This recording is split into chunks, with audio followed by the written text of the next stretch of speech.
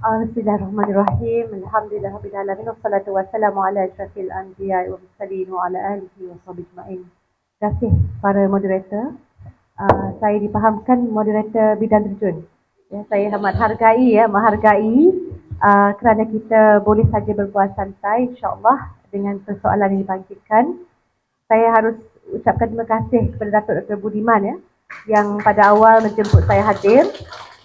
Dan selalunya dalam kehidupan terkini jarang-jarang ada masa, tapi kerana mengingatkan UPM ini yang telah daripada awal begitu berani memberikan ruangan ketika kami susah, takkanlah saya tak sampai dalam keadaan terkini.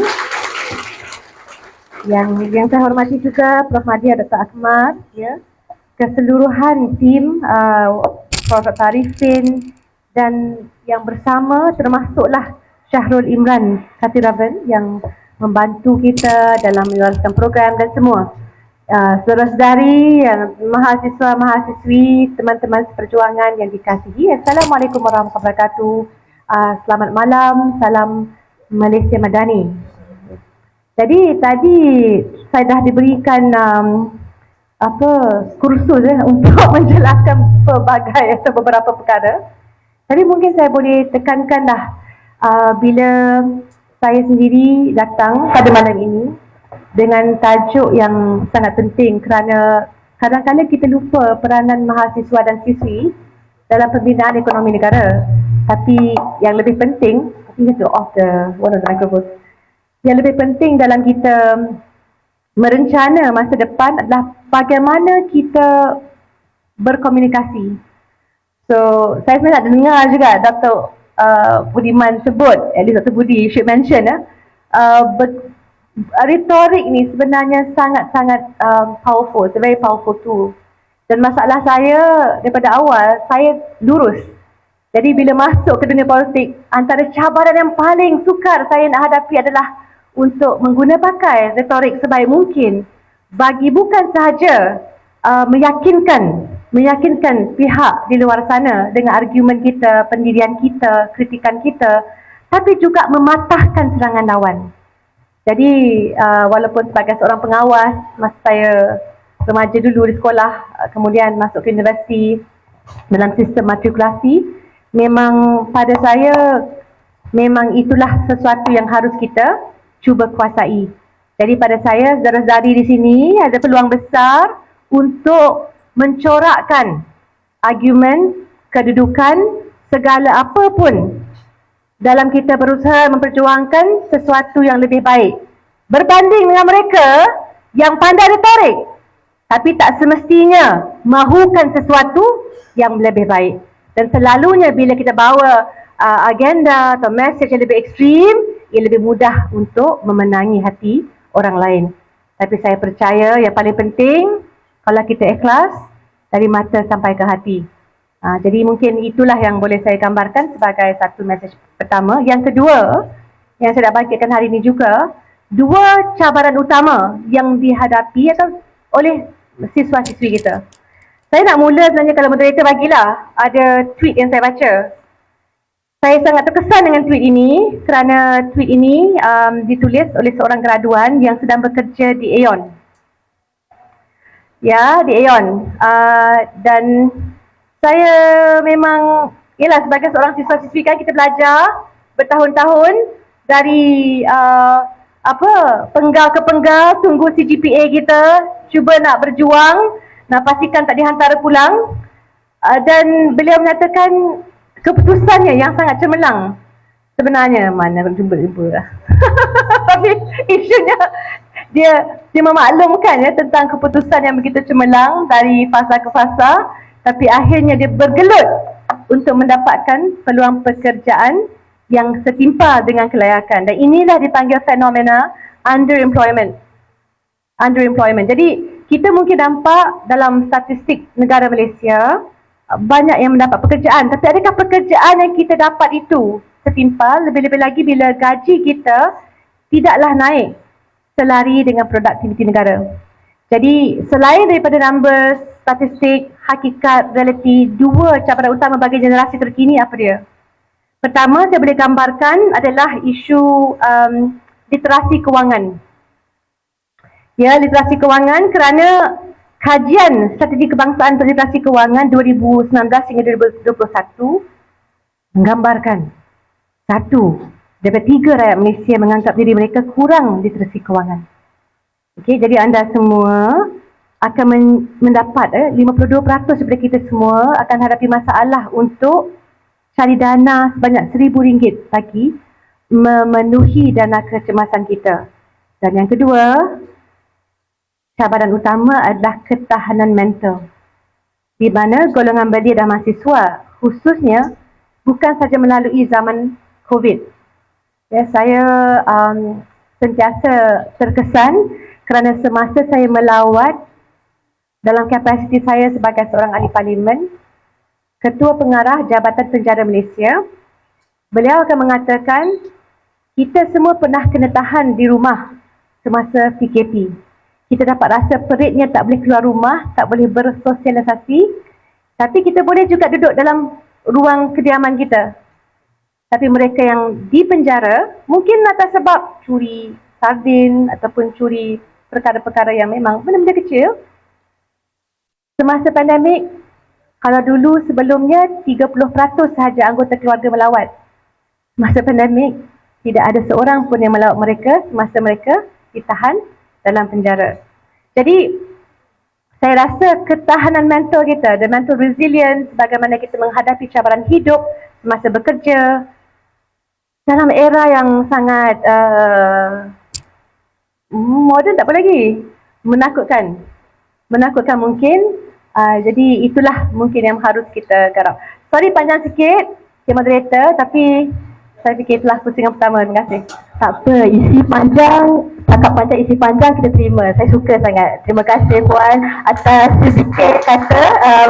Apa yang saya dapat simpulkan daripada Puan Nur Izzah kata tadi, kita mempunyai dua cabaran sekarang di zaman ekonomi yang menakutkan, yang meresahkan bagi kita, iaitu literasi kewangan yang kurang dalam kalangan kita dan juga ketahanan mental, di mana dia depends, dia bergantung kepada how individu itu sendiri dapat interpret benda tu dalam ekonomi inilah apa yang saya dapat simpulkan. Maaf kalau salah Puan.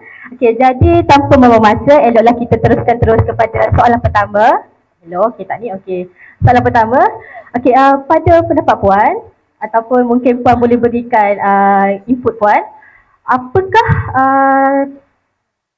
benda ataupun apakah bagaimana pihak kerajaan boleh memberi sokongan yang lebih efektif kepada mahasiswa, kepada kami terutamanya, untuk memberi impak kepada ekonomi negara? Okey, soalan yang sangat subjektif tapi penting. Dan saya sendiri sekarang ini memegang topi bertugas sebagai seorang, how do I say, think tanker? What was the word for it, Datuk? Think tank lah kot kan. Kerana kami, saya dulu tak ada bos. Dulu bos kita parlimen dengan Presiden Parti kan. Sekarang saya bertugas dengan Tan Sri Hassan Marikan dan kita ada 4 bidang utama yang kami lihat untuk diberikan, disembahkan kepada kementerian, termasuklah Majlis Tindakan Ekonomi Negara. Dan yang meresahkan mungkin adalah bagaimana graduan terkini dapat diserap dalam sektor-sektor utama, lebih-lebih lagi bila kita mahu sektor tersebut membayar gaji yang lebih lumayan. Okey. Saya mahu kembali kepada asas kenapa kita sebut dari segi pembangunan insan secara holistik. Kalau doktor tadi sebutkan tentang Madani, ramai orang datang kepada saya dan tanya, apa itu Madani? Dia kata, saya kurang memahami dan kenapa kerajaan memilih ataupun pentadbiran kerajaan perpaduan mahu membangun Malaysia Madani. So, Madani didatang daripada kata atau the root word Madana. Bahasa Arab, siapa yang tahu bahasa Arab, saya hanya tahu syai-syai. Dia menggambarkan ketamadunan, right? A civilization. So, semasa zaman Rasulullah SAW, our Prophet Muhammad, peace be upon him, piagam pertama di dunia ketika itu adalah Piagam Madinah. So ada perlembagaan yang memastikan bukan sahaja umat Islam tapi juga umat bukan Islam bersama dipayung dalam pemerintahan yang adil, yang memberi ruang untuk kita mencapai kemakmuran, mendapat keadilan. Jadi pada saya itu adalah antara sebab kenapa kita sebut, walaupun bahasanya berat, tapi sebenarnya ada makna di sebaliknya yang kita cuba, we'd like to aspire to. So similarly, untuk anak-anak muda kita, pada saya sekarang ini, kita lihat, dia tidak melibatkan hanya satu kementerian kan? Because Kementerian Pendidikan, kalau bercakap peringkat universiti, Kementerian Pengajian Tinggi. Dan saya fikir ada jawatan kuasa yang ditubuh untuk meneliti apakah potensi TVET dan juga bagaimana dikaitkan juga dengan potensi graduan. Di zaman kita lihat the top 30 key jobs around the world, itu akan berlainan berbanding dahulu. Siapa berteka the fourth job that's most important that's described by Business Insider?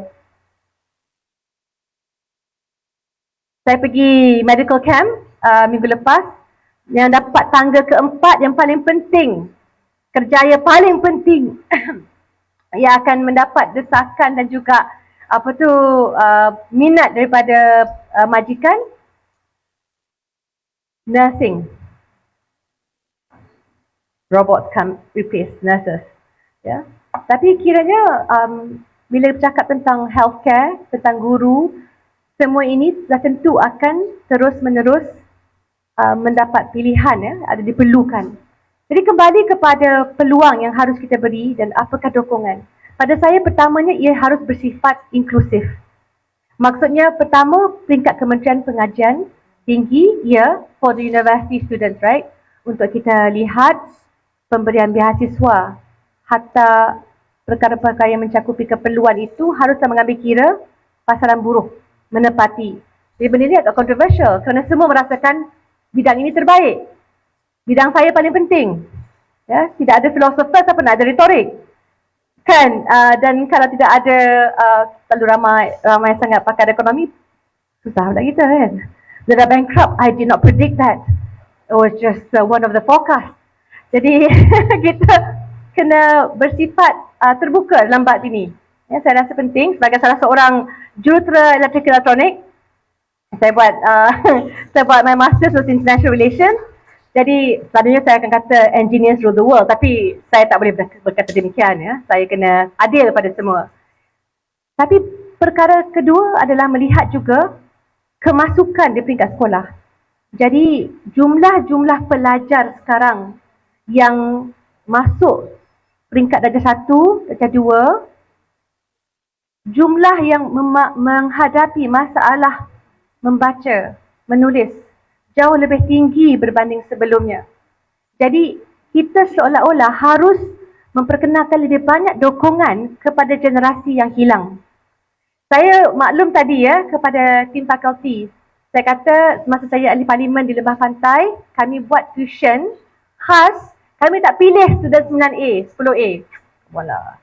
Kita pilih, alhamdulillah, saya 8A, so you know. Tapi saya kata tumpuan kita adalah mereka yang hampir-hampir gagal ataupun gagal, yang dapat F, dapat E, dan saya akan lihat transkrip dan pelajar-pelajar ini yang sudi bersama hadir belajar dalam kelas tuition. Kami pastikan, saya ketika itu tidak ada peruntukan kan, tapi kami akan cari dana supaya mereka terus hadir dalam kelas dengan para guru daripada IPG yang memberikan dokongan buat mereka. Dan saudara-saudari, when you give trust, when you give support, bila kita beri keyakinan kepada mereka yang memerlukan dokongan kita, dalam masa setahun 2, ada yang dapat 1A. That's great. Ayah di penjara, ada kes dadah, siapa nak jaga dia? Ada yang dapat 2A, ada yang sampai dapat 5A, dan itulah mungkin hari yang paling membanggakan kami. Jadi the short answer to your question is, we have to ensure ada ekosistem yang sentiasa memberikan dokongan sepenuhnya kepada saya. Pembelajaran itu dia from cradle to grave. Macam saya pun kena belajar kot kan. Dulu kita bos, sekarang kena kerja dengan bos, kan. Lepas tu boleh bos buat laporan. Jadi bila kita ada sifat, you have to learn lah. Ya, you nak kena pastikan kalau nak tahu accounting, you have to learn accounting. You have to start reading the latest books. You tak boleh rasa I know everything because I'm a PhD holder. Brothers and sisters, tak cukup dengan PhD. Hidup ni dia mengajar kita pelbagai perkara. Dan pengalaman yang paling bermakna buat saya, bila saya sempat menziarahi Datuk Seri Anwar di penjara. Perkara pertama saya buat semasa beliau jatuhkan hukuman, saya cari sampai ke Human Rights Commission bukti dan dalil bahawa beliau tak bersalah. I make sure because kita bukan soal mendukung tanpa dalil. Kemudian kita file kes dengan Pertubuhan Bangsa-Bangsa Bersatu. Isunya, bila pergi melawat penjara, kurang-kurang saya ada peguam. Kita boleh pergi menziarahi, ada dana untuk logistik pengangkutan, tapi rata-rata yang di sana, keluarga yang miskin. Ya, keluarga yang tidak berkemampuan. Jadi di situ saya rasa, bagaimana saya nak belajar ni daripada universiti? How do I learn about these things, right? Tapi kalau kita ada peluang di mana di sekolah, di mana-mana tempat institusi, di UPM, pelajar daripada pelbagai latar belakang, tapi universiti yang menyatukan kita, kualiti pendidikan yang memberikan kita peluang, dan bila kita dapat keputusan terbaik, orang tak tanya, mak you buat apa, you buat apa. Nobody cares about that, right? Akhirnya adalah keupayaan dan keberanian kita yang diukur sebagai sama ada kita hebat ataupun tidak. Tapi ceritanya tak terhenti di situ. Lepas dapat degree, percayalah hidup anda akan lebih mencabar. So, sorry tu. Saya minta maaf untuk memberikan anda berita yang kurang mengembirakan. Pada moderator, over to you. Ya.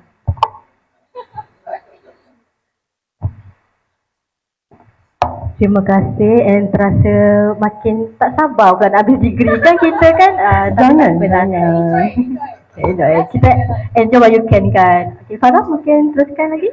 Okay, jadi sebentar tadi banyak Puan Nurul Izzah berkaitkan dengan mahasiswa, siswa-siswi dengan dunia pekerjaan.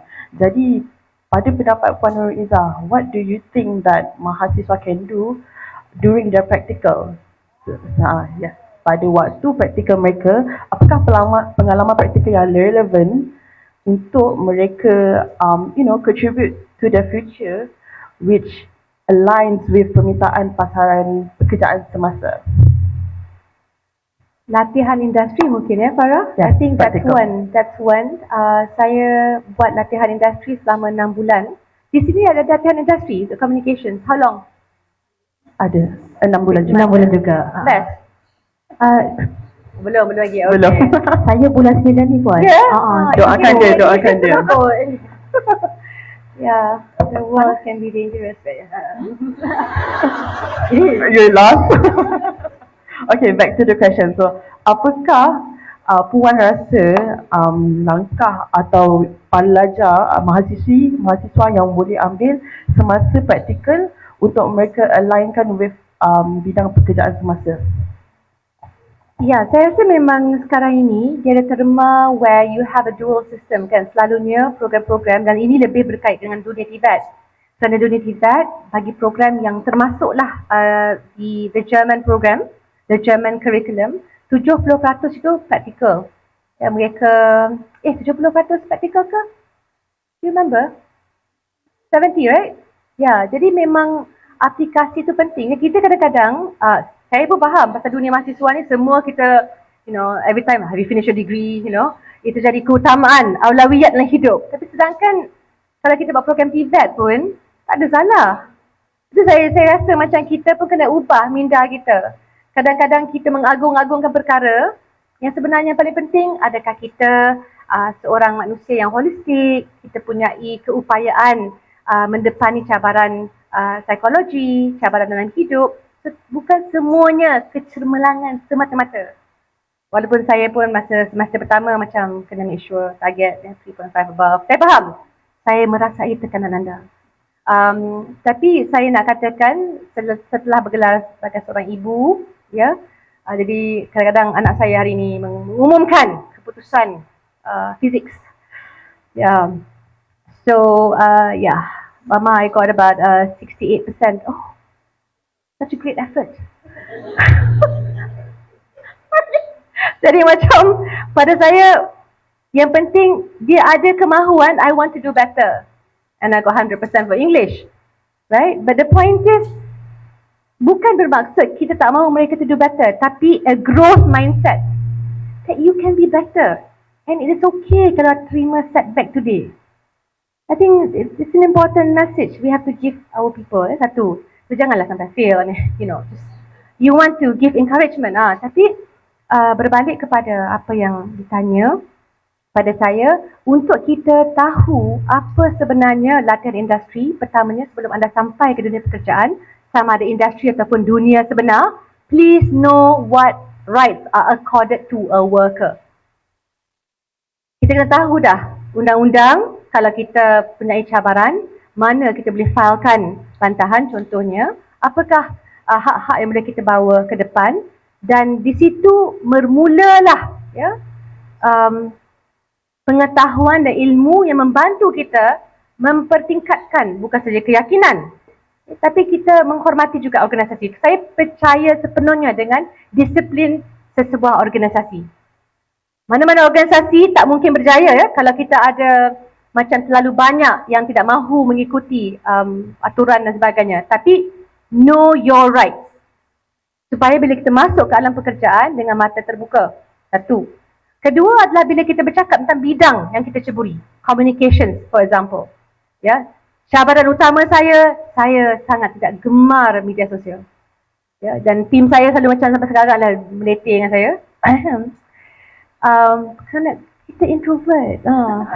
Kita introvert kan? You are laughing, it's the worst thing ever. Kan? Tapi maksudnya kita juga mengenal pasti siapa diri kita. You must know yourself in order to do better. Okay? Dan saya masih ingat ceramah pertama saya ketika itu di Pantai Batu Buruk, Negeri Terengganu. Dan saya diminta untuk berceramah di depan 30,000 orang. Ya, saya baru umur 19 tahun ketika itu. Ya. Jadi saya naik ke atas pentas, saya pastikan saya, you have to fake it till you make it. Saudara-saudari yang saya hormati, terima kasih kerana menjemput saya ke Pantai Buruk ini. Batu entah ke mana. Aku panggil pantai tu Pantai Buruk je. So yeah, didn't work out so well. Tapi tak apa. Selepas ceramah ke-100, saya percaya bahawa kita memahami audience, kita memahami apa yang diperlukan, kita memahami contohnya kalau di negeri Terengganu dan Kelantan, kita buatlah jenaka macam mana pun, mereka tidak akan ketawa. Mereka begitu orangnya. Sorry. Tak, ceramah saya lah tapi jadi saya give up. Saya cakap, you know what, whatever people, I'm just here to tell my story. Tapi bila saya bersahaja, bila saya mungkin mengatakan saya di sini nak menceritakan tentang kepentingan untuk kita memilih. Ya, kerana selalunya kita dah biasa dengan satu kerajaan. Dan Alhamdulillah dalam tempoh masa saya berkecimpung dalam politik, kita melihat pertukaran kerajaan. Itulah kemenangan buat rakyat. Kerana kurang-kurang rakyat dapat merasa dan pimpinan politik juga dapat merasa. Di dalam kacamata pembangkang berlainan dengan kacamata kerajaan. Dan ini memberikan mungkin padang yang kurangnya, lebih sama rata lah ya, untuk kita membawa dan cuba menghidangkan tawaran yang terbaik buat rakyat. So, pada saya itulah pengalaman yang saya ada. Tapi please know first your sector. Kena belajar, kena membaca yang terbaik, yang terkini lah. Saya rampak buku yang terbaik buat kita. Kerana tadi Prof sebut tentang cabaran bila mendepani Amerika Syarikat dan China. Saudara-saudari, war is coming. Bukan soal semata-mata Game of Thrones, please. Everyone cakap war is coming, they think it's Jon Snow. I don't know about this university.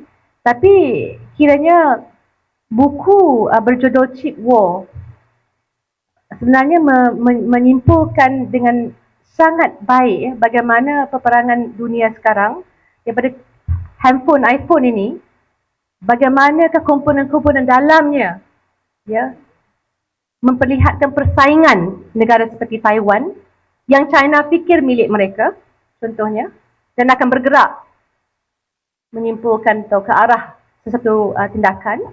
Dan juga Amerika Syarikat sendiri, kerana Amerika Syarikat tidak lagi bergantung kepada perjanjian perdagangan Zari.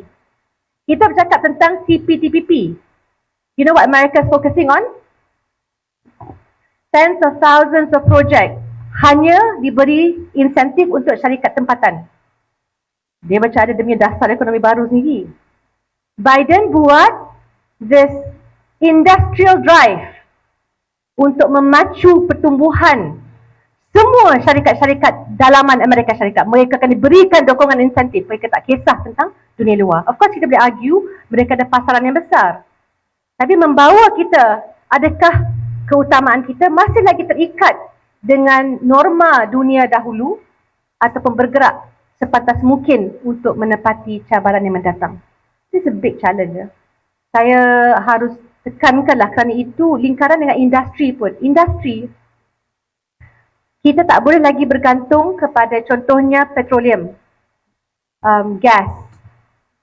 Itu merangkumi hampir dalam belanjawan lepas dipinta sampai 50 bilion.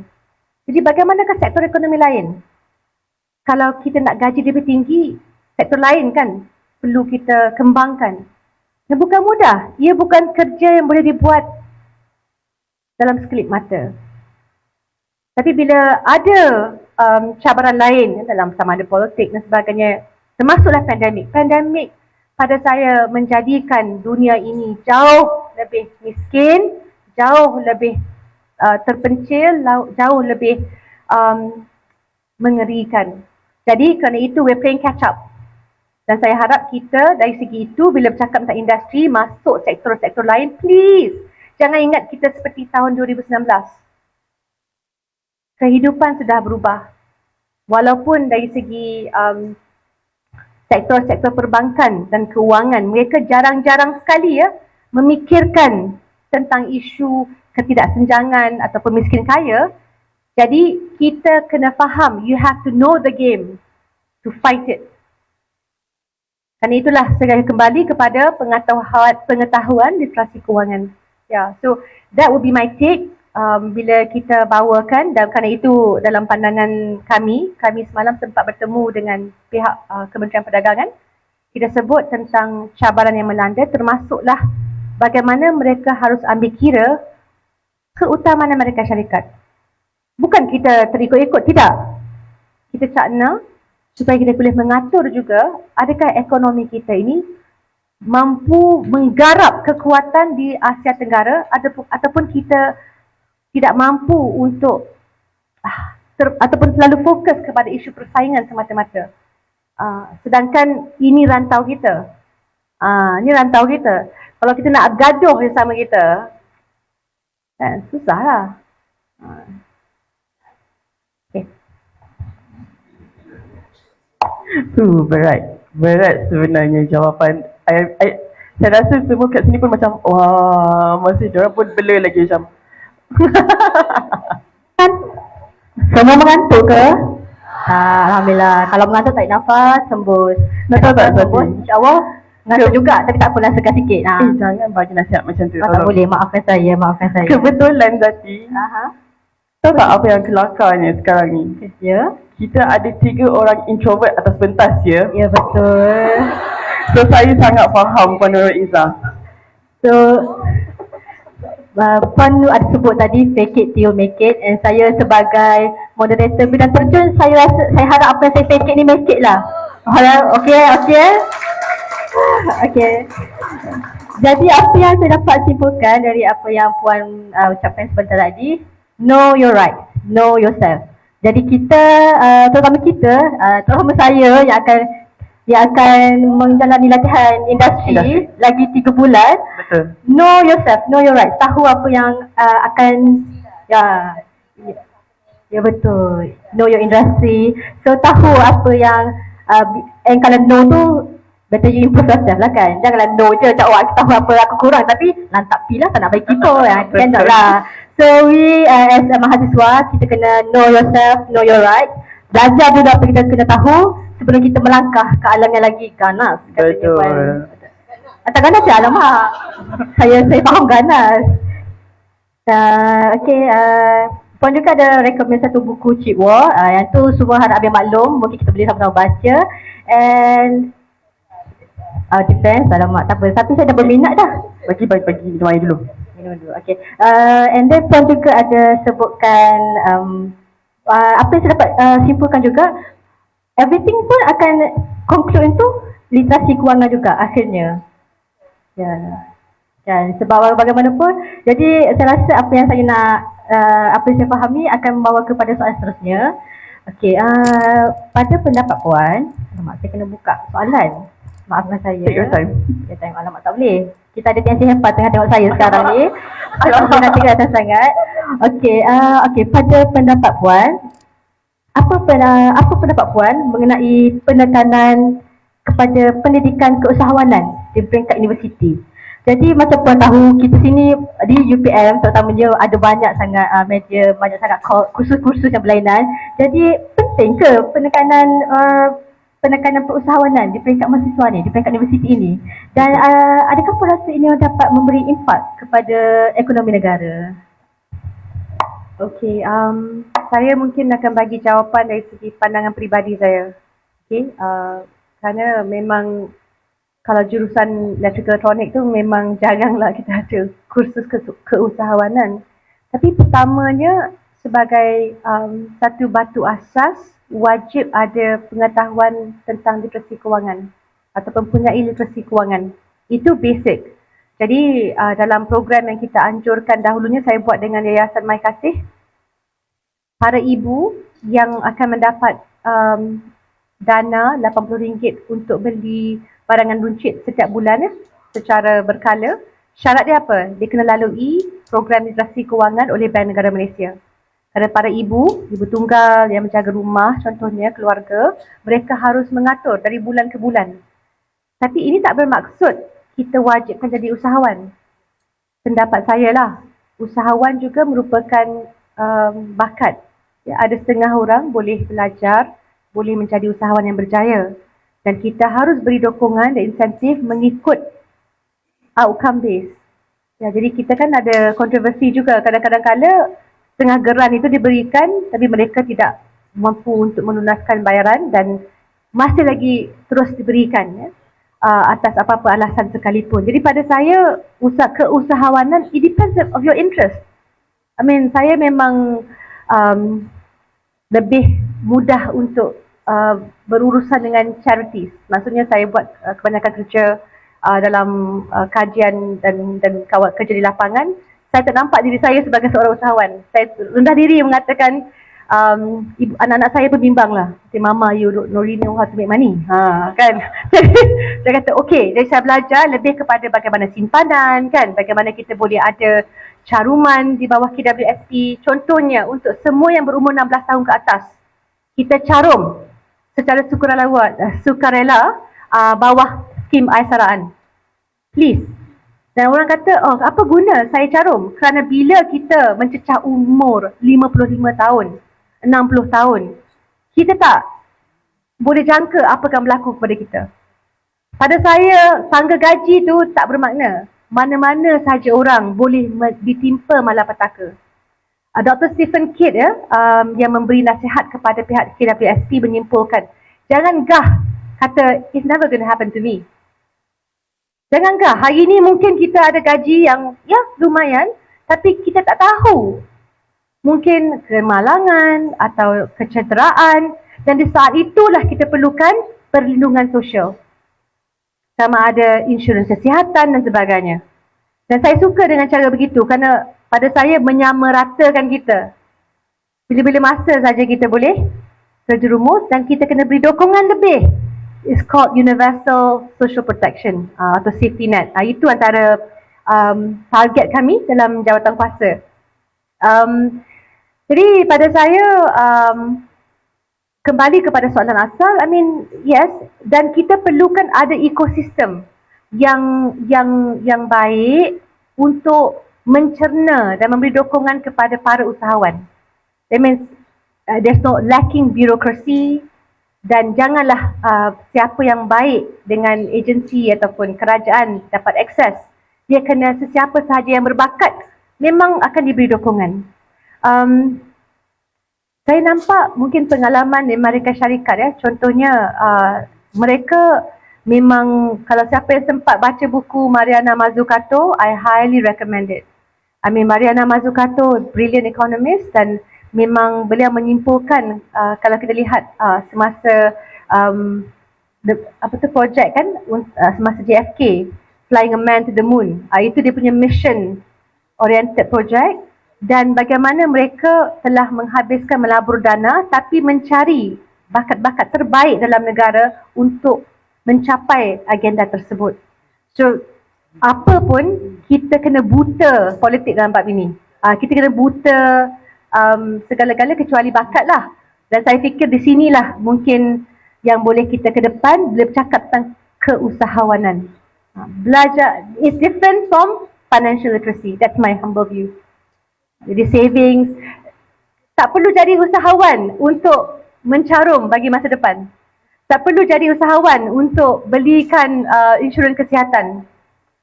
Itu adalah basic kita kena buat. Kita kena ajar ibu atau ayah kita, atuk atau nenek kita, sepupu kita di kampung. Yang penting kita maklum kepada mereka. Janganlah marah-marah kan. Janganlah pergi paksa buat demo depan rumah mereka atau nak pergi skim insurans kan. Just encourage. Betul. And I think, and apa pendapat saya rasa sekarang ramai remaja-remaja memang aware that they should take insurance. Diorang pun kebanyakan remaja-remaja juga dah start buat bisnes sendiri untuk as a side income. Diorang memang pandai. Yes, I believe that. Even saya macam, yelah, penggemar social media, so saya kebanyakannya scroll Twitter, banyak sangat info-info yang bagus, betul. Check, double check.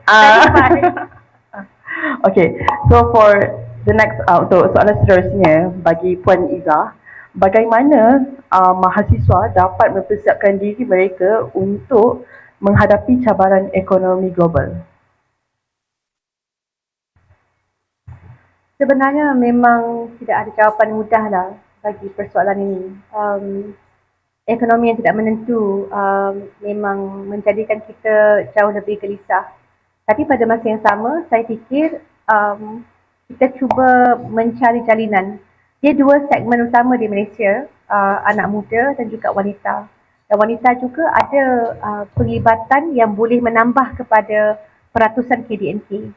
Daripada saya, mengenal pasti trend-trend dalam ekonomi yang bakal wujud, dan ini juga tanggungjawab sama-sama oleh kerajaan, dan memastikan, kerana bila kita lihat data daripada segi tahun 1991 hingga dah 2023, pengangguran yang melibatkan anak muda, saya boleh simpulkan memang daripada tahun 2021 tu kita melihat penambahan daripada tahun 2020, dan mungkin disebabkan pandemik, tapi trendnya ya sejak 1991 memang selalunya umur 15 hingga 24 tahun itu kita tak dapat menyaksikan peningkatan yang ketara.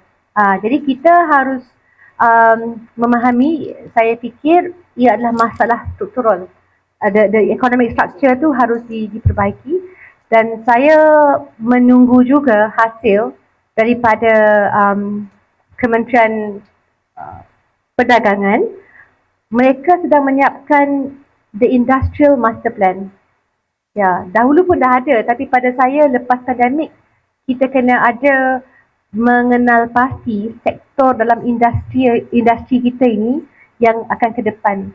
Dan mahu tidak mahu kita kena masuk dunia TVET dengan agresif. Dunia TVET ni saya nampak perlu dipacu oleh industri. Saya beri contoh, kalau di Terengganu ada sebuah syarikat yang bernama Eastern Steel. Mereka membayar sebanyak RM15,000 sebulan untuk mendatangkan seorang jurutera, tapi bukan jurutera graduate, research technical, untuk bekerja dalam kilang-kilang mereka. Dan mereka mengatakan mereka jauh lebih terbuka untuk mengambil pelajar-pelajar Terengganu in situ, nearby the area, untuk dilatih tubi. Ya, maksudnya mereka sudi, because pada mereka susah untuk mendapat warga negara Cina datang duduk di sini, harganya sangat, atau nilainya sangat mahal, termasuklah permit-permit berkaitan. Jadi bagaimana kita dapat memberikan insentif dengan gandingan institusi tempatan. Kerana kadang-kadang kita nampak macam kalau tapak tersebut terletak di kawasan luar bandar, di manakah industri yang akan mengambil mereka sebagai kerja, untuk bekerja.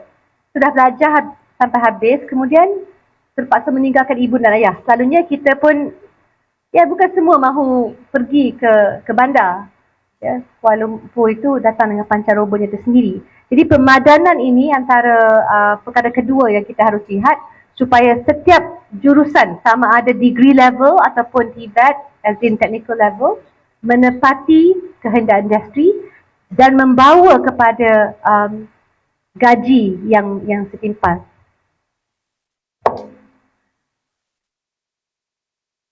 Okay, terima kasih Puan. So, berbalik pada soalan tadi,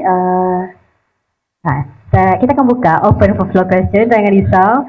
Jadi, okay, please trust me. Okay, so, jadi kita sebagai mahasiswa kita kena cakna dan kita kena tahu berkenaan sains dan ekonomi. Jadi janganlah kita terlalu duduk dalam tempurung sendiri and then macam tak nak berkembang. Itu mandi. Sorry. Tolong.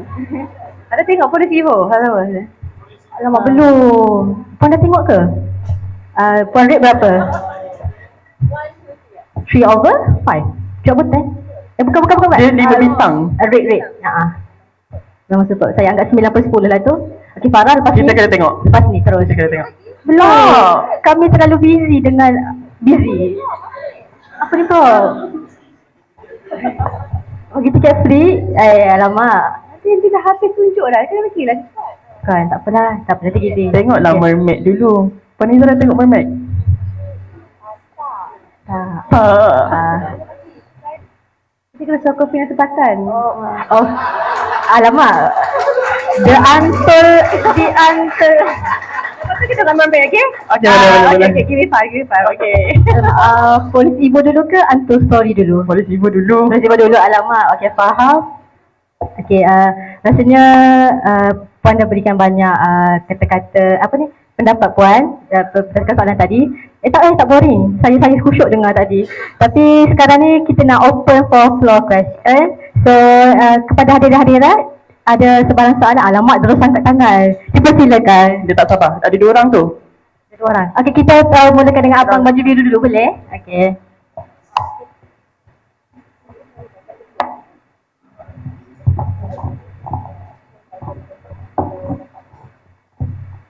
Okay, Assalamualaikum warahmatullahi taala wabarakatuh. Nama saya Arif Mustaqim. Jadi saya daripada outside student. So saya daripada Universiti Malaysia Pahang. Jauh datang, jauh. Hi everyone, thank you for welcoming. So saya sekarang tengah menjalani internship site construction. Saya civil engineering course.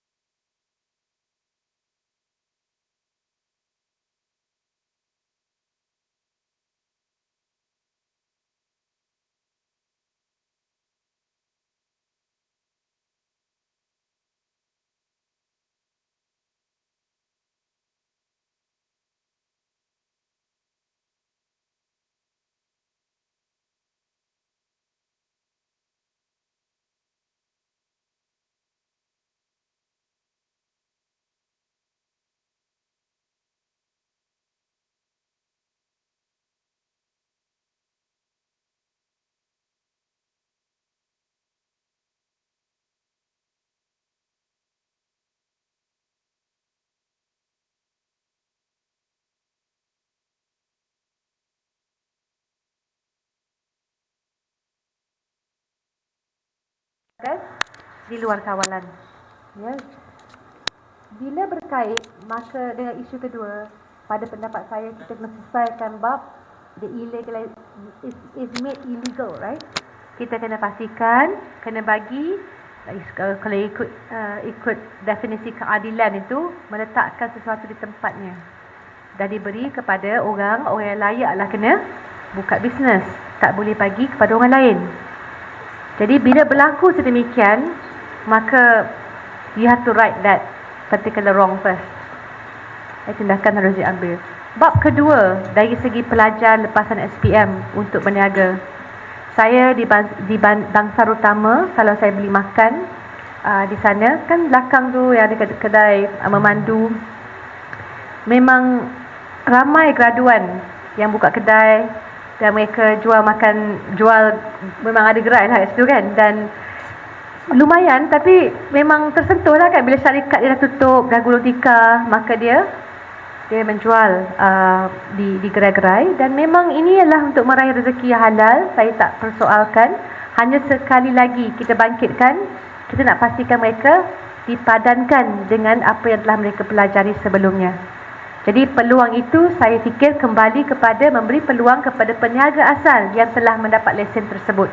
Itu pendapat saya lah, dan insyaAllah untuk yang lain yang memang berminat dengan usahawan, berminat dengan perniagaan, kita memang akan galakkan. Now bab ketiga, gaji, yes. Kerana ini juga menjadikan satu fenomena, semua mahu bekerja dalam sektor gig, ekonomi gig. Ekonomi gig antara ekonomi yang dilihat sebagai predatorial.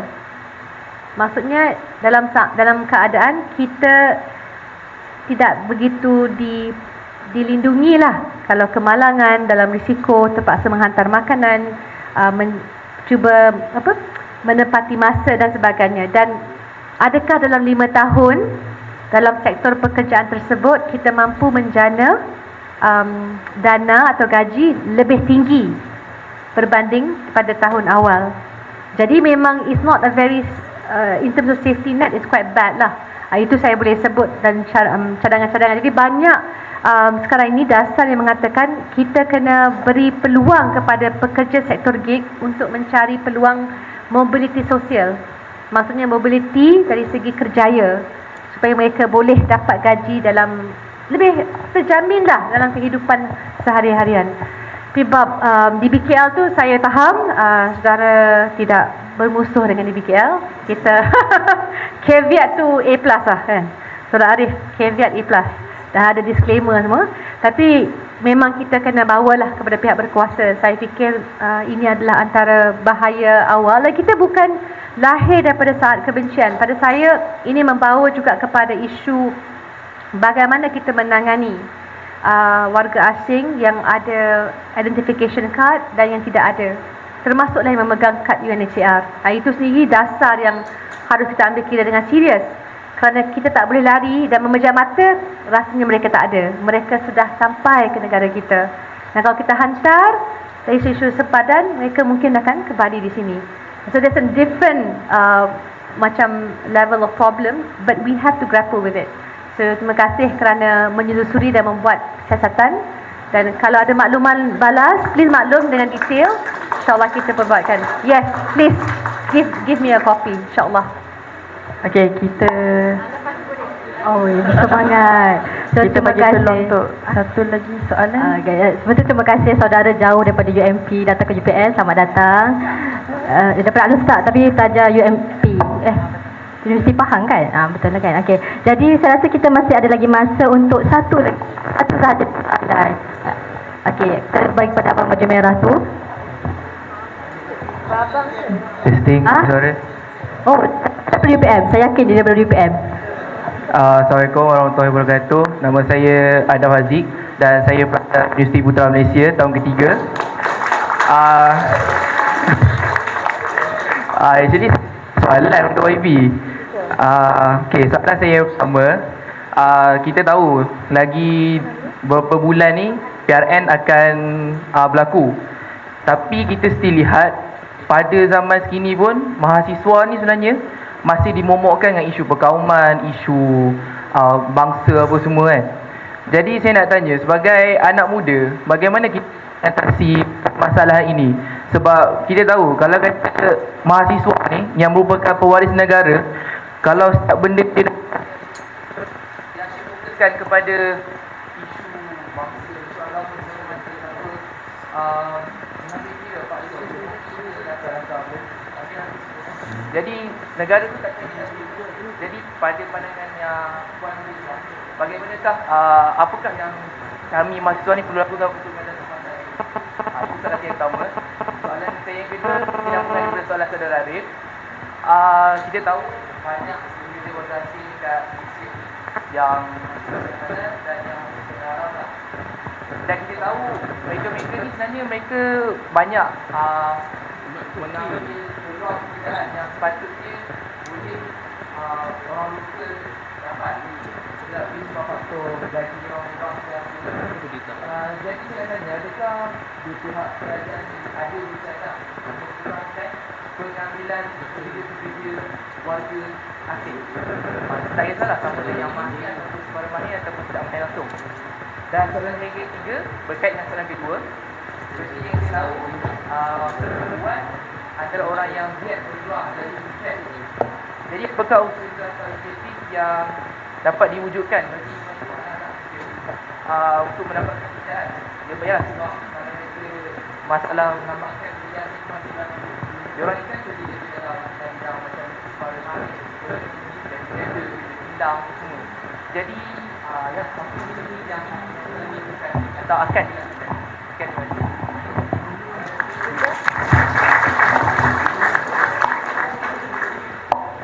Terima kasih saudara Adam Haziq. Tidak puan tengah. Okey. Sedia? Sedia. Okey, silakan puan. Terima kasih Saudara Adam. Ya, memang saya pun sebenarnya bila bercakap tentang isu politik perkauman dan juga agama ni memang sangat boring lah kan, kerana memang setiap kali pilihan raya perkara dan serangan yang sama diguna pakai, sedangkan dah sampai tahun 2023 dah. Kita banyak nak settle, kita banyak lagi melihat apa yang berlaku kononnya di antara Russia dan Ukraine. Kita sendiri dengan bagaimana bekalan makanan, bekalan gandum dan semua bijirin yang tersekat. Jadi sebenarnya kita dah banyak kehilangan masa. Saya semasa di Permatang Power merasa bahang tersebut, kerana isunya tidak melihat kepada, contohnya kalau kita nak menyerang, kita boleh serang dari segi dasar. Saya suka mendengar macam mana kita boleh fikirkan siapa yang boleh menawar dasar yang lebih baik. Tapi kalau kita momokkan dengan perkara yang sama, seriously lah kan, Malaysia ni kita nampak antara negara yang terbilang di dunia, orang lihat dari segi keharmonian berbilang kaum. Takkanlah dengan mudah saja kan kita dimomokkan sedemikian. Jadi saya mintalah mungkin orang muda just be able to fight back.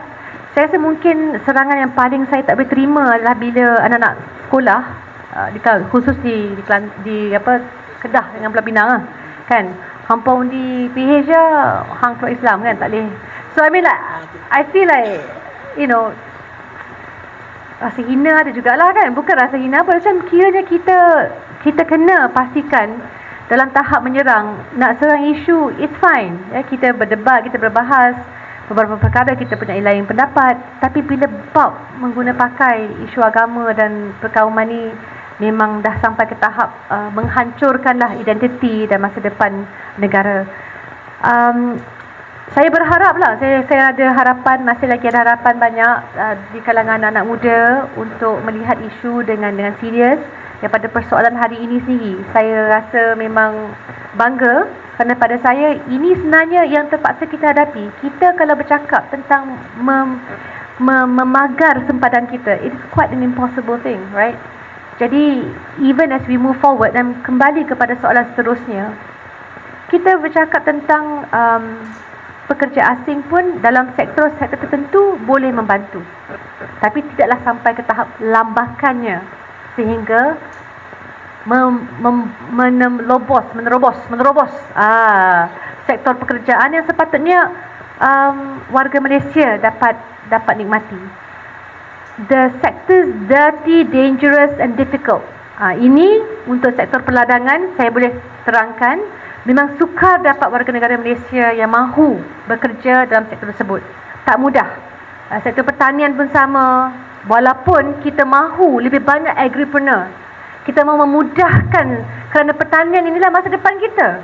Sebenarnya antara yang saya sedih, ingat zaman Pak Lah lalu ada macam agenda memacu sektor pertanian supaya sampai ke tahap bukan soal kita boleh ada apa dipanggil self-sustaining kerana dia ada mixture, tapi kurang-kurang lebih ramai lagi macam Universiti UPM bro, UPM ini macam kiranya memang antara bastion dulu tahu kajian tentang baka lembu.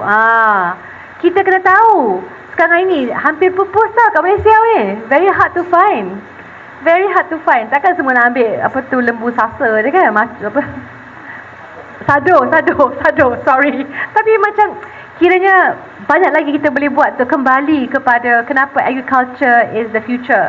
Di Amerika Syarikat mereka sampai selindungkan sektor agriculture tu supaya mendapat subsidi daripada kerajaan dan disorok lagi di bawah Kementerian Pertahanan mereka. Because R&D dan sebagainya. So, dan pada saya kerana itu dari segi strategic future saya masih lagi percaya dengan sektor pertanian. Hanya kita kena pastikan perubahan iklim yang ekstrim tidak memakan peluang kita. Kerana dahulu cuaca atas 32 darjah Celsius tidaklah sebanyak hari ini. Sekarang mencecah 38. Mencecah kalau di Bangkok 54. Kalau kita tidak mampu untuk memperkenalkan dasar program adaptasi iklim, pertanian is next. Hasil kita akan jauh lebih merudum. Jadi pada saya kembali kepada pekerja asing. Bagaimana kita boleh aturkan di masa depan berkurangan. Tapi di sini dia menepati dan ini bergantung juga cara kita boleh memantau. Ya, semasa saya dulu dalam PAC, one of the bigger problems adalah dalam sistem ada apa yang terpaksa dibolos juga dalam sistem, ada yang tak dapat dikesan selepas beberapa bulan. Jadi semua ini harus kita tangani. Pada masa yang sama kita juga harus ada dasar yang boleh diterima rakyat Malaysia berkait dengan apa? Hak pelarian. Hak pelarian daripada negara yang terlibat dalam kancah peperangan. Ini bukan dari segi economic disasters lah, dia different category. Tapi saya setuju kalau dalam sektor dirty, dangerous, difficult sebenarnya membantu warga negara Malaysia untuk bekerja sebagai penyelia in the middle level. Itu kita perlu pastikan. Tapi tak mudah untuk kawal kan? Tak mudah. Tapi kiranya perancangannya menempatkan di mana pekerja asing harus terus bekerja dengan mengambil kira pengurangan dalam 5 tahun mendatang. So, it's being considered dalam mesyuarat Majlis Tindakan Ekonomi Negara. Agendanya pada bulan Disember. InsyaAllah kita bincang dibentang oleh Kementerian Sumber Manusia. Tapi sebelumnya kita bentang juga tentang agenda gaji progresif dengan mengambil kira sektor ekonomi baru yang harus kita bina. Jadi saya rasa penting kita cakna juga, so make sure you are aware dan seperti mana saya sebutkan tadi, sektor difficult, dangerous and dirty ni.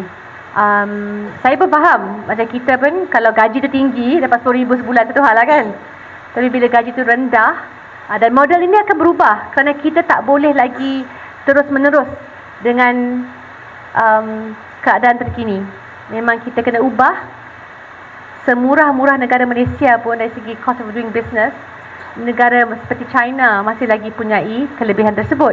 Jadi kita kembali kepada human capital dan graduan TVET dan juga universiti kita. Lebih banyak kebijakan, insyaAllah lebih banyaklah kejayaan. Thank you. Hey Arif, bagi sekarang dah ada Polian lah. Okay. Yes, rasanya sudah sampai penghujung dan terima kasih kepada dua penonton kita yang telah bagi soalan. Dan juga terima kasih kepada Puan Nurul Izzah sudi datang hadir pada malam ini. Introvert gathering here. Yes. Jadi rasanya memang waktu amat mencuburi kita. Kita ada Puteri Reformasi yang sibuk, ada Betul.